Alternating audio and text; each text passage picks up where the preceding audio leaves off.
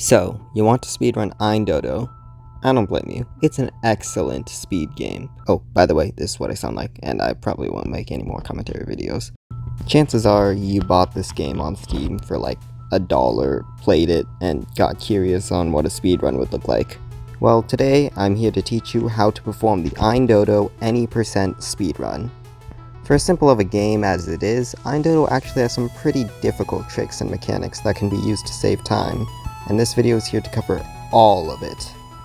Quick disclaimer here, this guide may become outdated as new tricks and setups are discovered, so don't forget to read the description and join the Ain Dodo Discord for updates.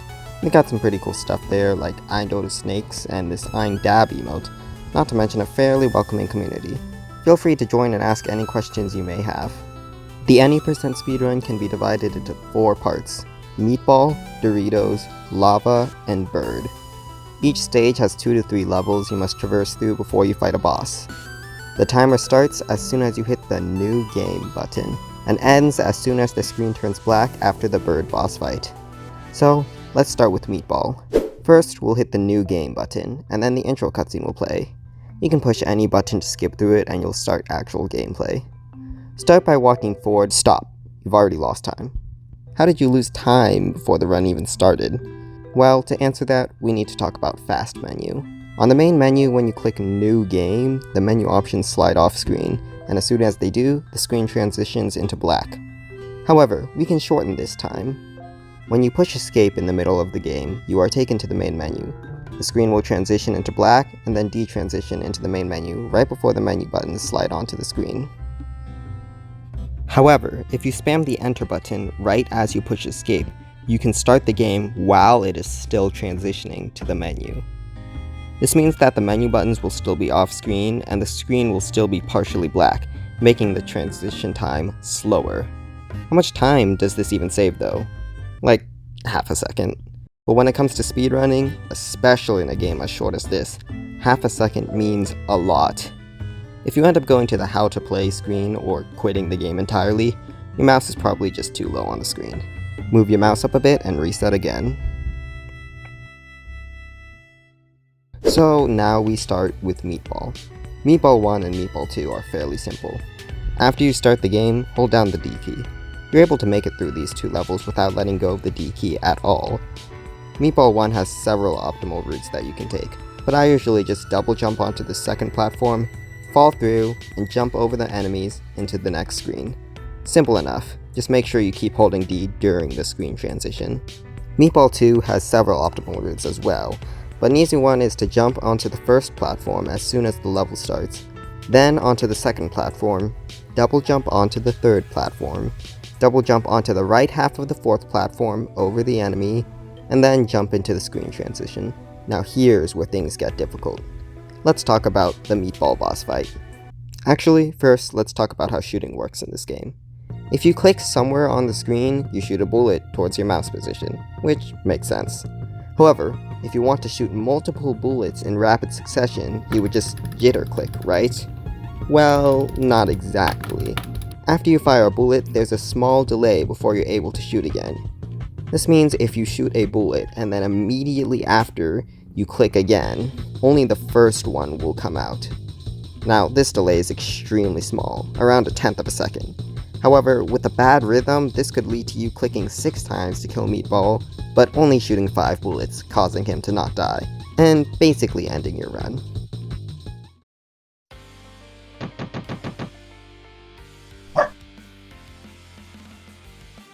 The best way to counteract this is to either learn an optimal clicking rhythm for your shooting, or holding down the left mouse button. Yeah, you can do that. I don't know how I've played the game for so long and only recently found out about that. Personally, I prefer the rhythmic shooting method as it makes me feel like I have more control, but both options are viable. Anyways, let's actually talk about Meatball. Wait, I still have something else to go over about how bosses work. With one exception with a heavy asterisk, if you kill a boss, the game will go into a slow motion state as the boss falls to the ground. Once the boss touches the ground, it will enter a transition phase, some taking longer than others. This means that if you shoot a boss while he's high up in the air, you'll have to watch them fall to the ground in slow motion until you are able to transition into the next level. Thus, it is faster to wait for a boss to touch the ground in regular speed before you finish them off than it is to shoot them while they're in the air. Anyways, let's talk about Meatball for real this time. No interruptions? Okay, I think we're good. While Meatball is the easiest boss to complete casually, during a speedrun, he's one of the most annoying. Meatball has a health of 6, meaning that it'll take 6 shots before he dies. The basic strategy of this fight is to just shoot him 5 times, wait until he's on or near the ground, and then shoot him a 6th time, right? This is where our friend RNG comes in. As soon as the fight starts, Meatball will jump a random height into the air, and every time he lands, he will jump again, still a random height. This is a problem, because if we want to have a fast Meatball fight, we'll need to react really quickly in order to shoot him while he's in the air. When you enter this fight, you'll want Meatball to do one of 2 different things.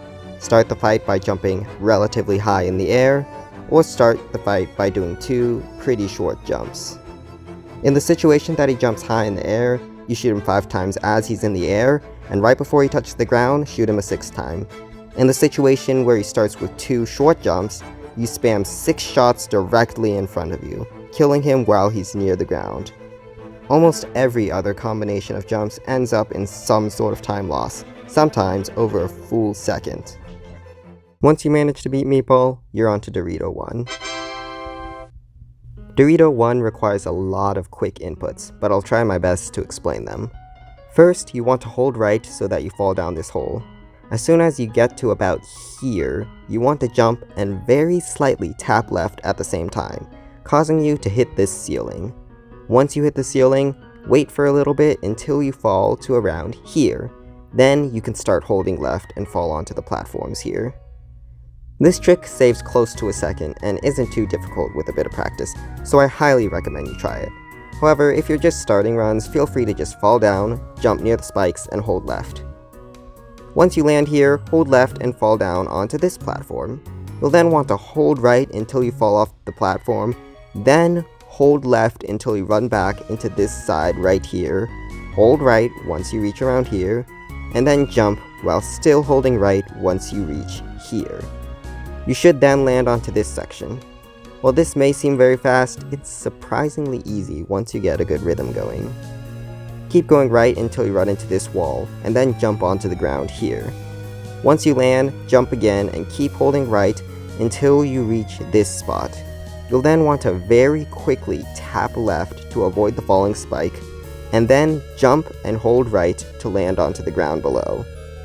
Once you land, you'll want to jump and hold right until around here, and once more tap left to avoid the following spike, and then immediately jump and hold right. This spike falls much faster than the other one, so you'll want to be quick. You'll then want to jump around right here, hold left for a bit, and once this spike is above you, hold right again to pass under it. Once you get past this spike, simply jump over the last spike into the screen transition. This room can be quite difficult for beginners, but can also be where you will find a lot of time save. I highly recommend that you practice this room a lot until you're relatively consistent with it. For Dorito 2, you can somewhat take your time up to a certain point. Start by jumping to this platform and shooting down these 2 chains. Make your way to the platform on the right while watching out for the flying spike. Before you land on the platform, shoot down both of these chains here with 1 bullet. Jump onto the falling blocks and make your way to the last platform. Once you get there, you should be waiting for this moving platform to come back. Time your jump so that you land on the moving platform as soon as you're able to. This is where the tricky part of the room comes in. You'll want to jump up, and as soon as you're able to, hold right. Keep holding right, and right before you touch the spikes on the top, jump again. If you timed it correctly, you should be able to land on the ledge down here.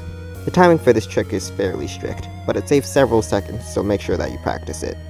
Once you land, hold right and fall onto the ground here. As soon as you reach around here, double jump into the ceiling to avoid the spike as you hold right. Then, just walk into the screen transition. Dorito 3 is fairly straightforward, just walk until you fall into the pit.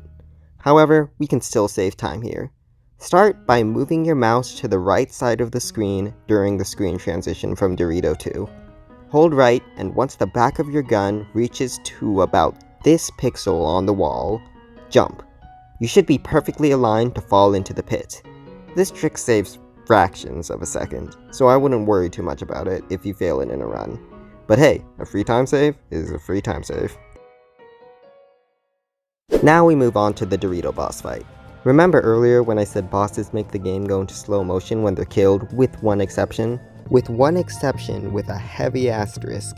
If you kill a boss, the game will go into a slow motion state as the boss falls to the ground. Well, this is that one exception. Start by positioning your mouse right around here near the top left corner during the cutscene. As soon as the fight starts, fire 5 quick shots, killing the red Dorito. The yellow Dorito will then follow this path. It only needs 4 shots to be killed, but it can be quite difficult to shoot him while he's moving. You should at least be able to get a few shots in by the time he moves to the top right corner, and while he moves towards you, you can finish him off. The yellow Dorito is interesting, because once he dies, he doesn't fall towards the ground, meaning that the boss fight will end as soon as you kill him. This boss fight takes like 5 seconds, which is so short that the intro cutscene takes longer to play out. Once you kill them both, it's time to head into Lava 1. Lava 1. This room has ended so many of my runs. So first, you want to walk to the right until the floor disappears beneath you. Once that happens, you want to hold left, and once you're a little bit past this wall, stop moving. You should land between these two things. Actually, you know what? I don't know what these things are called. We'll call him Edward. Yeah, he looks like an Edward. As soon as you land between the Edwards, jump and then hold to the left so that you land down here, just left of the big Edward. Double jump onto this right platform ledge here, and then mentally prepare yourself. It's time to perform Lava 1 cycle. For a bit of a history lesson, Lava 1 cycle was a run-changing skip discovered by me that saves nearly 3 whole seconds. 3 seconds is a lot of time, well, at least when it comes to speedrunning. You could use those 3 seconds to, I don't know, mentally prepare yourself to do Lava 1 cycle. The problem with Lava 1 cycle is that not only is the trick incredibly precise, but you could also just fail because you were unlucky. But through a lot of testing, I have found a semi-reliable setup. Start by walking to the right on this ledge, and double jump once you reach the right edge of it. Keep holding right until you run into this wall, at which point you should release the D key. You should fall exactly right here. Then, look at this pixel of the lava. Once the corners of this pixel and this block are adjacent, start holding right. You then want to pay attention to your Y position. Once your character's feet are around here, or right below the bottom of this platform, switch to holding left and jump. Then, once your ear is about level with the bottom of this spike hanging from the ceiling, start holding right. As soon as you land on this platform, jump and continue going right. Then, you will need to jump the very moment that your feet leave this square. This will cause you to do a double jump. In case you haven't noticed, the height of a double jump is much smaller than the height of your regular jump. Since walking off the square normally won't let us reach the lower platform, we need to perform a jump. However, a regular jump will just cause us to bang our head into these spikes. By double jumping as early as possible, we are able to land on this platform as early as possible. Once we double jump, we want to align ourselves right above this dip in the lava. By doing so, we should be able to land on the platform and jump immediately. If you did all of this correctly, you should just barely avoid getting killed by the lava. If you do get killed by the lava, guess what? It's a reset. Usually, whenever I fail this trick in the run, I try it again just for practice. But even if we get perfectly consistent, there's just one itty-bitty problem. Allow me to introduce the Bouncing Edward. I have no clue how the AI for this guy works, but sometimes he'll just decide to get in the way and kill you. If you're lucky, he'll stay out of reach, like somewhere down here, but if you're not, he can kill you right here. Or here. Or here. The point is, this guy sucks. A lot. You can perform the skip perfectly, just for him to kill you because you got unlucky. The best you can do is just hope he doesn't mess you up. Hopefully those 3 seconds of mental preparation you had earlier help you when this Edward inevitably ends one of your runs.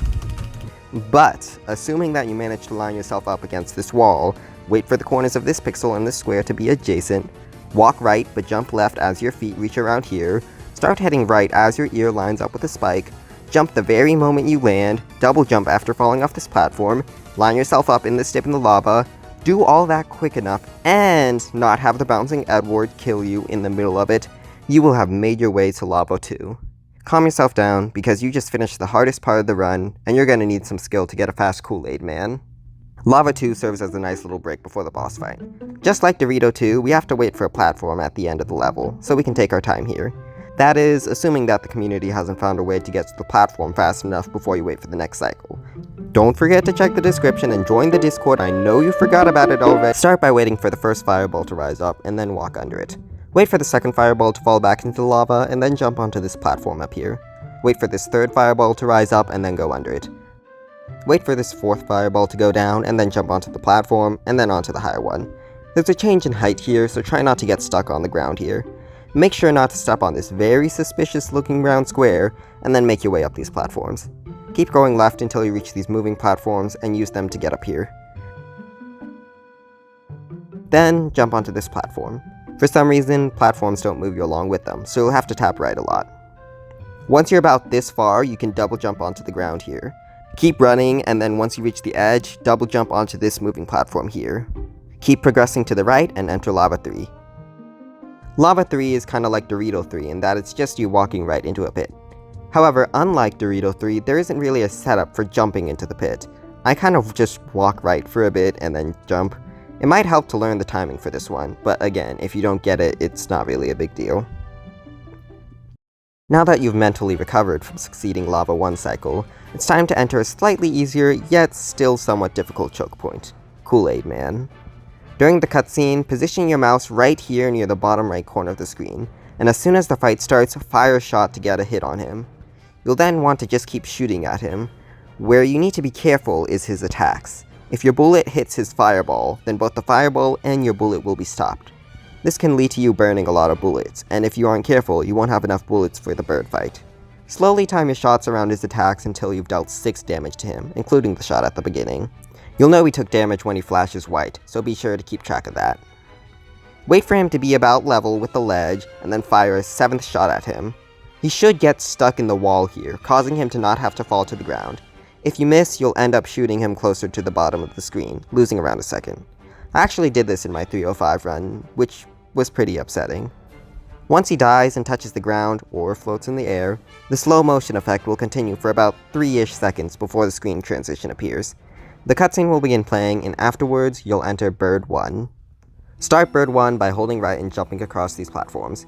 Make sure you land on the left edge of the 4th platform, and then immediately double jump so you don't get hit by this flying block. Go through the screen transition and enter Bird 2. Hold right and jump onto this 2nd platform, and then jump once you reach around here. Wait for the tip of your character to reach just past this block up here, and then tap left, and immediately hold right to avoid this flying block. Wait for a second, and then perform a double jump to get onto this platform. As soon as you land, hold left and jump onto the next platform. Make your way to the double platform on the left by performing a double jump. One micro-optimization you can perform here is hitting your head against the ceiling, reducing the time it takes to fall onto the double platform. Once you land, jump and hold right to get onto the next platform. Continue progressing right while jumping over enemies until you reach here, at which point you should double jump over this fake platform. Go through the loading zone and enter the bird fight. Like the Dorito fight, the bird fight is incredibly short, requiring just 3 bullets. During the cutscene, position your mouse underneath this character I don't know the name of, and get ready to fire. As soon as the fight starts, jump up to the right and fire. Right after you fire, move your mouse underneath this left platform and then fire again, hitting the bird twice before he goes off screen. Double jump to the left and position your mouse near the top left corner of the screen. Now, an observant viewer may have noticed that the background is moving upward. Pretty much all of you either didn't notice it or did notice it but didn't really think about it too much. If we pay attention to this block right here in the background, we can use it for a timing setup. Now, the block goes behind this platform, but we can use our mind to imagine it's still moving. As soon as the block comes up from behind the platform, we can fire towards the top left corner, killing the bird as he is on the edge of the screen. Because he is on the edge of the screen, he is considered to be on the ground for some reason, thus causing the end transition to play immediately. If you manage to miss one of your shots, you can wait for the bird to head to the right edge of the screen, and then get him stuck there. Once you manage to kill the bird and the screen fades to black, you can stop your timer. Well, and that's all. You have just finished the Ain Dodo any percent speedrun. Well, I don't mean right now, you're watching this video right now, but you know what I mean. I hope that this video shows just how complex this run can really get, and get you to start running this true masterpiece of a game. And hey, maybe you don't want to run the game and thought it was interesting, in which case you should join the Discord like I said earlier. This video took way too long to make, so if you enjoyed it, don't leave a like and don't subscribe because I hate you. You should also not send this video to your non-Ain Dodo Discord friends. Well, I'm tired. I'm gonna go take a nap. Bye.